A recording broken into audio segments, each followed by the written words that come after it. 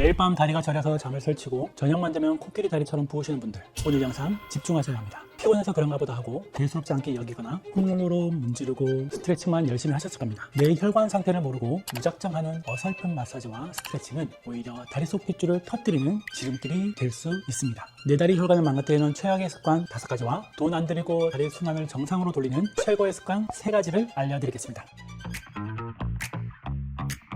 안녕하세요. 통증 원탑 신경외과 전문의 정상훈입니다. 우리가 일상적으로 겪는 단순 피로나 근육통은 낮 동안 근육을 많이 써서 대사 노폐물이 쌓인 상태입니다. 이건 밤에 누워서 푹 자고 일어나면 자연스럽게 노폐물이 배출되고 아침에는 다리가 가볍고 말랑말랑해집니다. 정상적인 다리 상태죠. 하지만 하지 정맥류는 근육의 문제가 아니라 혈관 판막의 문제입니다. 우리 다리 정맥에는 피가 거꾸로 흐르지 못하게 막아주는 밸브인 판막이 있습니다. 이 판막이 고장이 나면 어떻게 될까요? 낮 동안 서 있거나 앉아 있을 때 피가 심장으로 올라가지 못하고 다리 밑으로 계속 역류해서 고이게 됩니다. 피가 고이니까 혈관이 풍선처럼 늘어나고 주변 신경을 누르면서 다리가 무겁고 아픈 거죠. 중요한 건 이 고장난 판막은 누워서 자는 동안에도 제 역할을 못한다는 점입니다. 그래서 하지정맥류 환자분들은 밤새 자고 일어난 아침에도 다리가 무겁고 뻣뻣합니다. 심지어 자는 동안 다리 근육에 쌓이는 젖산이라는 독성 물질이 제대로 배출되지 못하니까 달리기 하다가 쥐가 나는 것처럼 밤에 쥐가 나서 잠을 깨는 겁니다. 만약 아침에 일어날 때 다리가 무겁고 아프거나 새벽에 종아리가 쥐가 자주 난다면 단순 피로가 아니라 이미 판막에 문제가 생긴 정맥 질환일 확률이 매우 높습니다.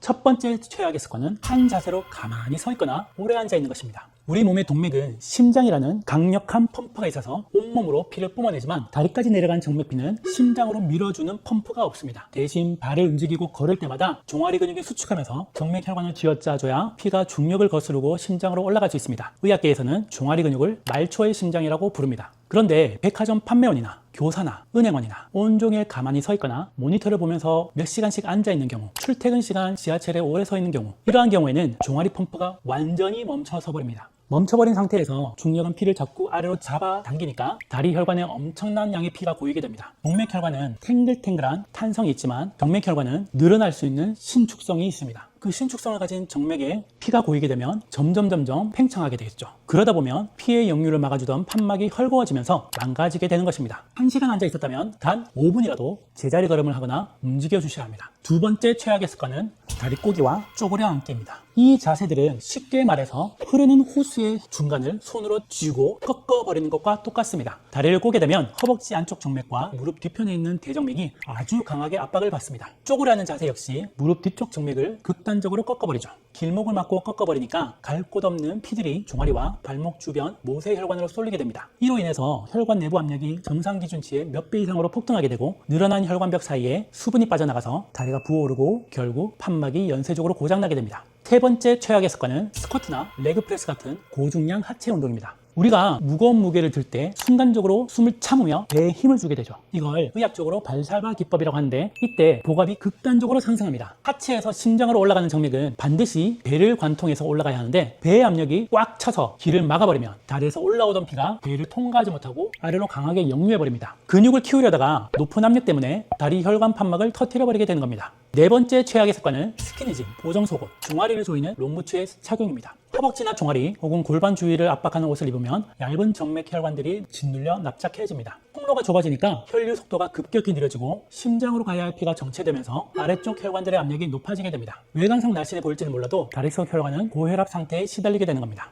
원장님, 그러면 다리를 압박해주는 의료용 압박 스타킹도 나쁜 건가요? 하고 궁금해하시는 분들도 계실 겁니다. 차이점을 정확히 아셔야 합니다. 의료용 압박 스타킹은 발목에 가장 높은 압력을 주고 위로 올라갈수록 압력이 점점 약해지는 단계적 점진 압박 구조로 피를 위로 밀어 올려주도록 설계되어 있습니다. 반면에 스키니진이나 보정 속옷은 서해부나 허벅지, 복부 같은 상부에 강하고 불균일한 압력을 가합니다. 다섯 번째 최악의 습관은 뜨거운 사우나, 찜질방 혹은 뜨거운 물로 하는 조격입니다. 보통 다리가 찌릿하고 아프면 뜨끈한 물에 지져서 풀어야겠다 하고 사우나에 가시거나 뜨거운 물로 조격을 하십니다. 근육통이라면 훌륭한 방법입니다. 열이 가해지면 근육이 이완되니까요. 하지만 하지정맥류 환자에게는 뜨거운 물은 치명적인 독입니다. 인체의 혈관은 온도가 올라가면 올라갈수록 열을 방출하기 위해서 스스로를 확장시키는 성질이 있습니다. 이미 하지정맥류 때문에 탄력을 잃고 늘어진 다리 혈관에 뜨거운 열을 가하면 혈관이 서너 배 이상으로 늘어나게 됩니다. 늘어난 혈관 공간으로 피가 걷잡을 수 없이 더 많이 몰리고 고이게 되면 통증과 저림이 급격히 악화됩니다. 다리가 부을 때는 열을 가할 게 아니라 찬물 샤워나 냉찜질로 혈관을 좁혀주셔야 합니다. 첫 번째 최고의 습관은 쉴 때 다리를 심장보다 높게 올리는 것입니다. 하지 정맥류의 가장 큰 적은 지구의 중력입니다. 피는 거꾸로 떨어지려는 중력을 거스르지 못해 병이 생기는 겁니다. 누워서 잘 때나 소파에서 쉴 때 다리 밑에 베개나 쿠션을 받쳐서 다리 위치를 내 심장 위치보다 높게 만들어주면 중력이 역으로 작용하면서 정맥피들이 힘들이지 않고 심장 쪽으로 자연스럽게 흘러갑니다. 두 번째 최고의 습관은 앉아있을 때 수시로 발목을 까딱까딱 움직이는 것입니다. 앞꿈치를 바닥에 붙인 채 뒤꿈치를 들었다 놨다 하거나 반대로 뒤꿈치를 붙이고 앞꿈치를 몸쪽으로 당기는 발목 운동을 수시로 해주세요. 발목이 각도를 바꾸며 움직일 때마다 종아리 뒤쪽에 있는 가자미근과 비복근이라는 거대한 근육이 수축과 이완을 반복합니다. 이 근육들이 움직이면서 그 사이에 지나가는 심부정맥을 펌프처럼 강하게 눌러주게 됩니다. 가만히 있을 때 정체되던 혈류가 발목 펌프 운동 하나만으로 다시 힘차게 순환하기 시작합니다. 세 번째 최고의 습관은 평지 걷기나 수영 같은 가벼운 유산소 운동입니다. 평지를 걸으면 발바닥이 땅을 닿을 때마다 발바닥 정맥 펌프가 자극되고 이어서 종아리 근육이 자연스럽게 수축하면서 피를 위로 쏘아 올려줍니다. 수영은 물속에서 하기 때문에 중력의 영향을 받지 않아서 다리 혈관에 가해지는 압력이 제로가 됩니다. 게다가 수중 압력이 다리를 전체적으로 부드럽게 마사지해주는 효과가 있어서 척추나 관절, 혈관에 무리를 주지 않으면서 정맥 순환을 극대화할 수 있는 최고의 운동입니다.